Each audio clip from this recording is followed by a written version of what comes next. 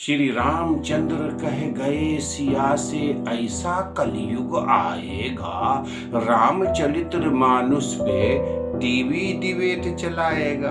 आदाब अर्थ है, मैं हूँ मीम काफ बरकाती ऑनलाइन वीडियो में आपका इस्तकबाल है। मैं भी मुंह में जुबान रखता हूँ। इन दिनों सोशल मीडिया, प्रिंट मीडिया, गोदी मीडिया, गर्ज के चारों जानिब यही चर्चा है कि बिहार के शिक्षा मंत्री यानी वजीर तालीम, यूं भी समझ लीजिए एजुकेशनल मिनिस्टर ने रामचरित्र मानस जो कि एक हिंदुओं की मजहबी किताब है, उसके चंद चौपाए को पढ़ करके तहलका मचा दिया। जी हाँ साथियों, अब तो रातों रात हमारे हिंदू भाइयों के जज्बात को ठेस लग गई। यही चर्चा हर जगह, गलियों में, होटलों में, बाजारों में, थिएटरों में, मॉलों में, ट्रेनों में, बसों में, टीवी में, गर्ज के हर जगह यही चर्चा है कि हिंदुओं को बिहार के एजुकेशनल मिनिस्टर ने ठेस पहुंचा दिया, उनके जज्बात से खिलवाड़ किया। अब ये जानने की कोशिश करेंगे कि रामचरित्र मानस जो कि एक मजहबी किताब है, किस वक्त लिखी गई। तो ये किताब 16वीं सदी में लिखी गई, जब बाबर के पोते अकबर बादशाह की हुकूमत थी। समझ रहे ना आप मेरी बातों। और अकबर बादशाह के बिरबल जो थे वो आप अच्छी तरह जानते हैं। इसमें कोई शक नहीं कि ये मजहबी किताब है।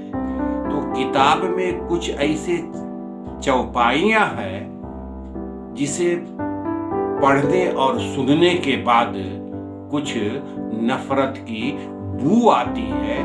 यही बयान बिहार के शिक्षा मंत्री कह रहे हैं। संस्कृत थोड़ी बहुत आती है, आइए चौपाया पढ़ता हूं। ढोल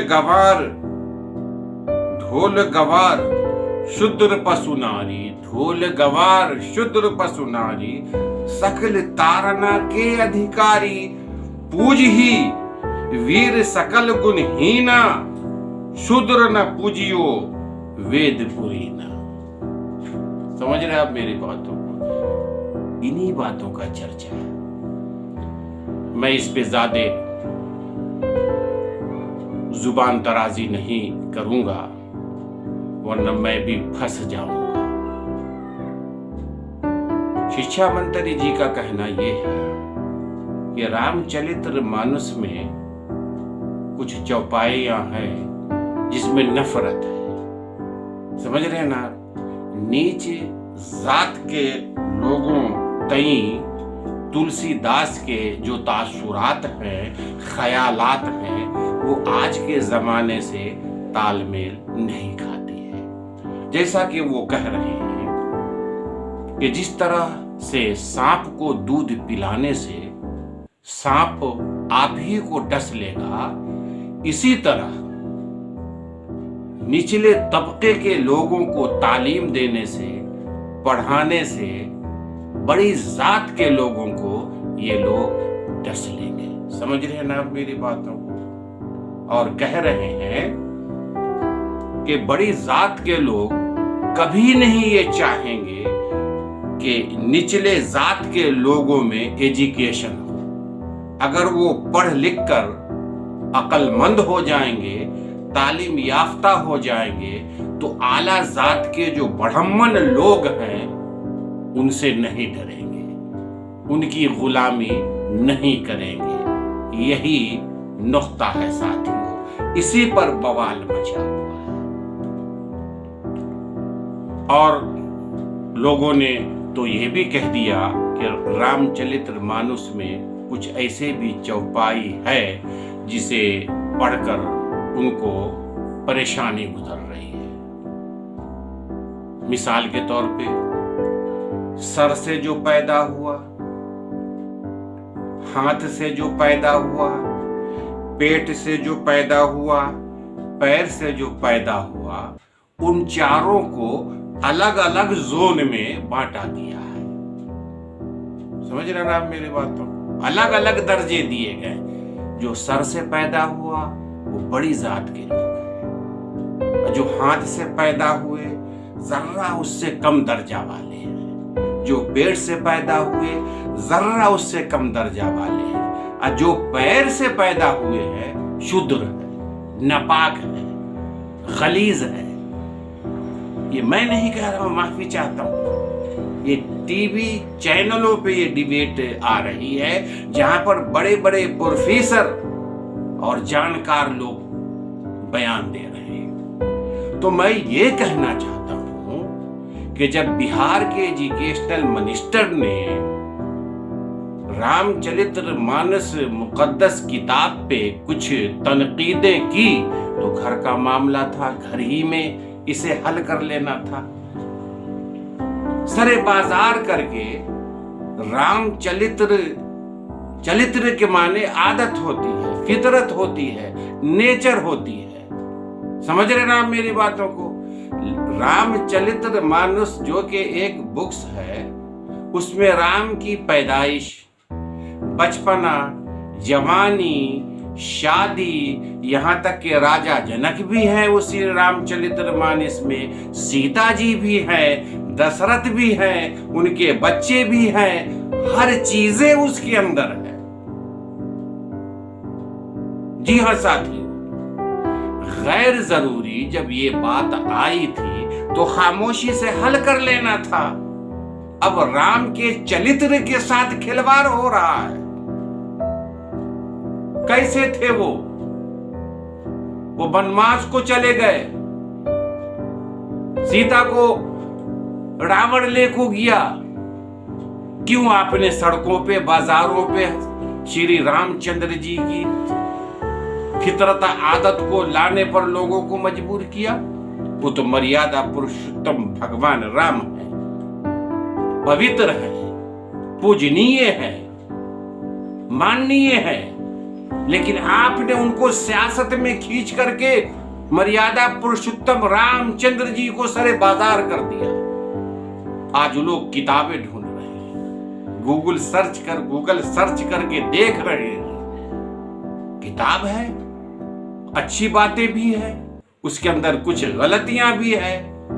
अगर शिक्षा मंत्री ने गलती की तो वो सियासी गलती है, वो राजनीतिक गलती है। क्या इससे पहले किसी ने रामचंद्र जी के चित्र पर हनन नहीं किया? बिहार के पूर्व मुख्यमंत्री मांझीराम जी ने क्या कहा था? यूपी में राम नरेश अग्रवाल ने सीता और राम के बारे में क्या कहा है? ये आप लोगों की मुकद्दस किताब है और आप ही के लोग जो सियासत राजनीतिक में खिलवाड़ कर रहे हैं, आखिर वो रामचंद्र जी और सीता जी को क्यों हैरान कर रहे हैं? मैं ये कहना चाहता हूं, न आप श्री रामचंद्र जी को सियासत में लाते, न आप श्री रामचंद्र जी को सियासत में लाकर सत्ता हासिल करते, न आज श्री रामचंद्र जी का आलम होता कि लोग हनन कर रहे हैं। उनकी आदत, फितरत, सारी चीजों को सर्च करके कोई कुछ कह रहा है, कोई कुछ कह रहा है। ये तो शुक्र है अल्लाह का कि परवरदिगार आलम रामचरितमानस जो कि एक मुकद्दस किताब है, उस किताब पर तनकीद करने वाले, नुक्ता उठाने वाले भी एक हिंदू है। अगर काश कोई मुसलमान होता तो आज क्या हाल होता? देश के हर मुसलमानों को किस नजर से देखा जाता, न जाने क्या क्या गालियां दी जाती, न जाने क्या क्या तमगे दिए जाते। मैं वे इमामुल हिंद कहता हूँ।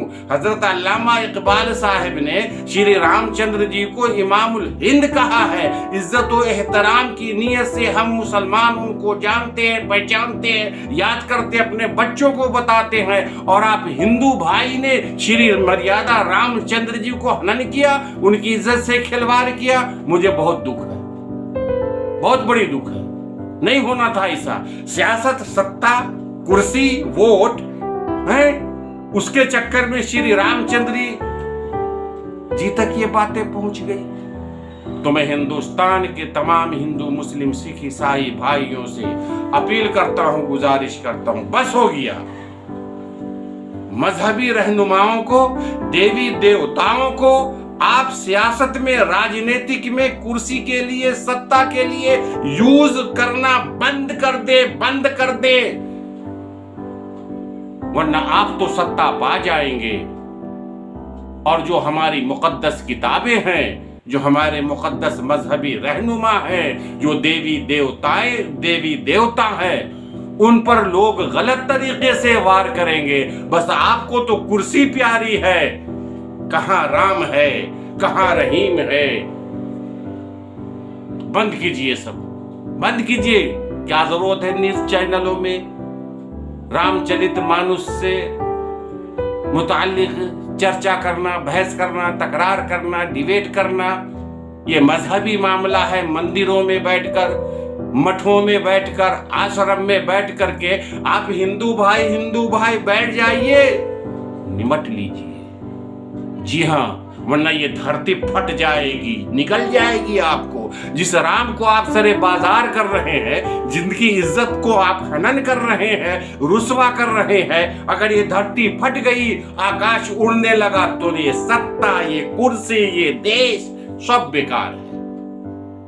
इजाजत चाहता हूं, कल फिर मुलाकात होगी। फिर आपसे विनती करता हूं कि धार्मिक किताबों को, धार्मिक देवी देवताओं को मत लाए भगवान के वास्ते राजनीतिक में, वरना यही हाल।